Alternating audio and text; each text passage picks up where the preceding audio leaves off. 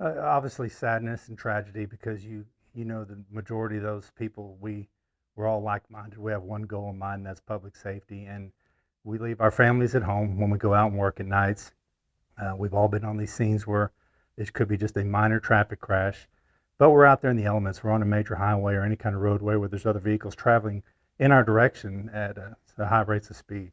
Yeah, absolutely. Yeah, in my opinion and experience, we sometimes deal with we call the key players, the same players over and over and over, and uh, the justice system is not perfect. However, it does work, but there are instances where it's above our field. Our job is to put them in jail, and the justice system to sort it out. But when a violent criminal or a habitual DWI driver, I've nearly, matter of fact.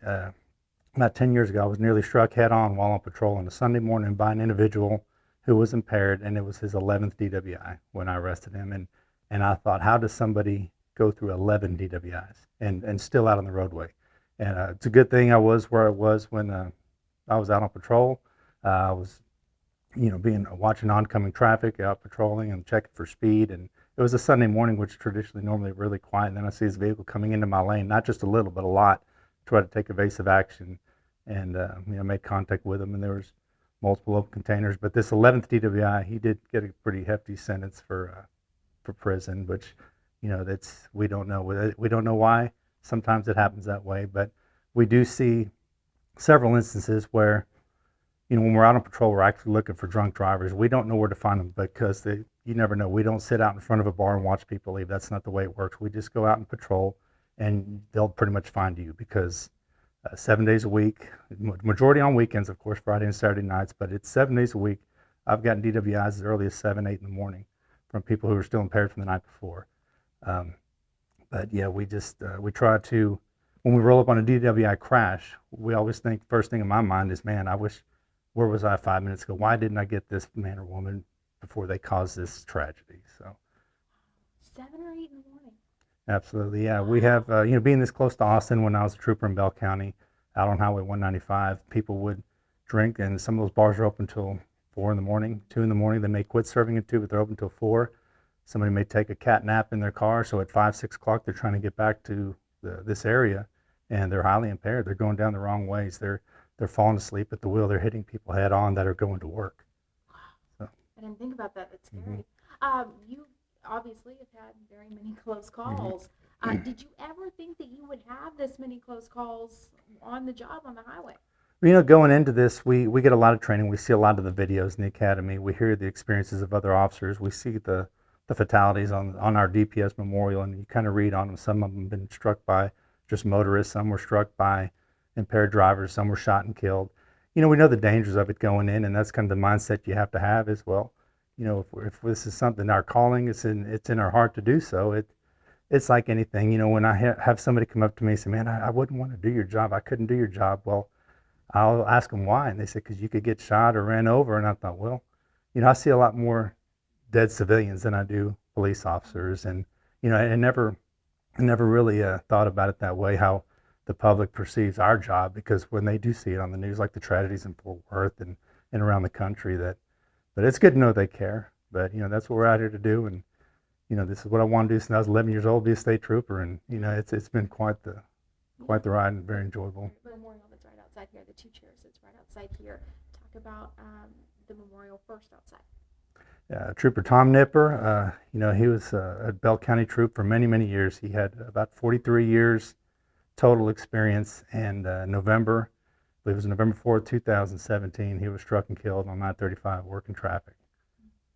So, but yeah, he was very close to retirement. He served the state of Texas for many, many years as a city police officer, then went to highway patrol in the early 80s, and we worked closely with him for many years. And you never know, it could be your first day on the job, it could be toward your end of your career, that anything can happen. So it's all those days in between that you gotta, when you leave your home, when you put this uniform on, you also think, you don't want to be paranoid, but you're also cautious that this could be the last time. In reality, and that's with any position or profession, that anytime you get in behind the road in the vehicle and get on the roadway, anything could happen. That's why we urge motorists to, for one, drive sober. It's such an easy thing to do, Two, buckle up, wear that seatbelt. I still see people every day that we stop that they're not wearing the seatbelts, and that's traveling down. They're not just running around the corner of the store, a small, 30-mile-an-hour trip.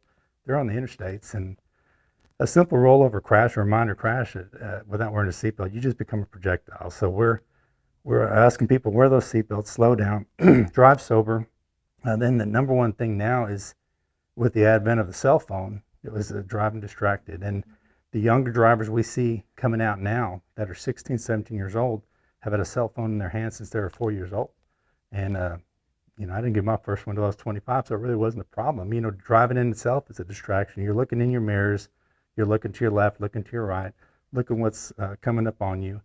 And then you add the cell phone in, and everybody gets complacent. They'll see somebody text or call, they quickly look down just to see what's going on. Well, anytime you take your eyes off your road, say you're doing 70 miles an hour, your average text is 5.5 seconds long, you've traveled nearly 2 football fields with your eyes closed. So you could be coming up on the school bus, an 18-wheeler, a car crash, an officer on a traffic stop, a tow truck driver, and just run up on them because you're basically going down the road blindfolded. And that's the big challenge we have now with the young kids. We do a lot of education, like at high schools and driver's ed, these new drivers, because it is like a third appendage. That cell phone is something that they have trouble parting with. Yeah. And we see a lot of fatalities for young drivers and adults as well, because we're stuck to those cell phones day in, day out. We get complacent. Yeah, it's So, with your hand. Yeah. exactly. Uh, Trooper Cottle and Trooper Nipper. Trooper Cottle's crash was, I believe, in 2001. He was in inclement weather driving to Waco and collided with an 18-wheeler. Visibility was really impaired, and that's just one of those things that you never know. So you come across inclement weather. We ask people to reduce their speeds. When we have rain or ice or snow, people are still doing 70 miles an hour, and of course that's the speed limit when conditions are favorable. So if you can encounter any kind of wet roadways, your visibility is impaired, reduce that speed because you never know what's ahead of you. for you and for your team here, are there any safety precautions that have been implemented since these 3 tragedies that we've talked about, maybe even more, have happened? Yeah, a lot of training. With our new recruits, we emphasize the dangers of a traffic stop or working a crash scene because your focus is on that violator or the people that are involved in the crash. So you have your back toward traffic many a times, and that's where emergency lights come in, and that's where there are drivers who are approaching an emergency scene to slow down and be cautious of what's going on, and also the move over, slow down law that we have. Anytime you see police, fire, EMS, tow truck driver, textile worker, a good rule of thumb is anybody that's on the side of the road, be mindful. You could have somebody just change a tire that doesn't have emergency lights. Make sure you move over, give them that space to work, because we work a lot of fatalities where people are struck changing a tire. But as for the law requires, if you approach the emergency lights, reduce your speed 20 miles an hour below the posted speed limit or vacate the lane. And that gives us that buffer and to help us do our job safely and not encounter any dangers from oncoming traffic. Just remember, I tell people all the time, we weren't born in this uniform. We're individuals. We grew up. We were once kids, teenagers. We were young adults at one point before we put this uniform on. We're still human beings. We have families at home. We like to have a good time. We just do it safely. We're not a stick in the mud. We're here for your safety and to protect our citizens of Texas. So just remember that, whether we're trying to effectively make an arrest or stop somebody for traffic, majority of the times those people are not getting a citation. It's a warning. We're looking beyond the traffic stop. We're looking for traffic children, traffic people. With what's going on in this world today, a lot of human trafficking going on right through here in our counties, the I-35 corridor. We're looking for narcotics traffic. We're looking for, when we approach a vehicle, we look at the tires because look at this heat, 109 degrees, 108 degrees. You're going to have a lot of blowouts because that asphalt can get up to 150 degrees. So we're checking the safety of the vehicle. We're checking whether that person in that car is driving or in the passenger seat is wanted for a major crime. That's part of our job. It's just traffic safety, public safety. It all rolls into one. So we're just out there working it. It is dangerous, but we take that. When we raise our hand, we understand that part of it. But we're very mindful with our training, always being cognitive of your surroundings and making sure that we go home at the end of the day. Do you any closing words you would like to say on what happened in Fort Worth, what's happening here, anything? Yeah, just the 30-year veteran that was killed. Yeah, he has a family, and they have to lay him to rest because all of something that could have been easily avoided. Had this girl chosen a different method of transportation, had she been drinking and called an Uber or a Lyft or any rideshare program or called a friend, obviously she was impaired and didn't see the lights and ran right through that scene and ultimately took his life and could have taken a lot of others.